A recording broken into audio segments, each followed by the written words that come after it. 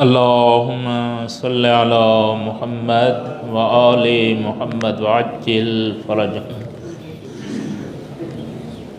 ایک چھوٹا سا فرمان حضرت علامہ امینی کا یاد آ رہا ہے۔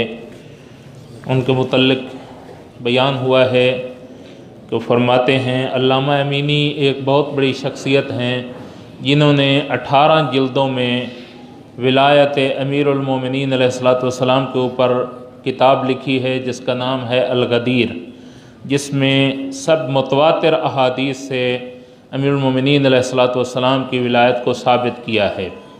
وہ فرماتے ہیں کہ جو شخص صلوات کے بعد عجل فرجہم کہے گا اس کو میں الغدیر کے ثواب میں شریک کر دوں گا۔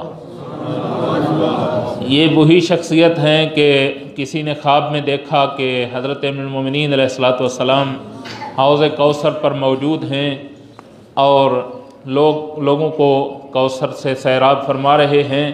اسی لین میں علامہ امینی بھی جا رہے تھے، لین کے اندر، تو دیکھا کہ غور سے وہ عالم دین دیکھ رہے تھے کہ امیر المومنین علامہ امینی کے ساتھ کیسے پیش آتے ہیں۔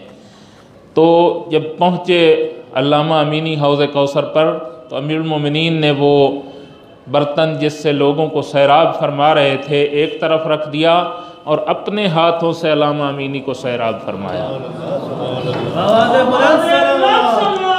اللہم صلی علی محمد و آل محمد وعجل فرجہم۔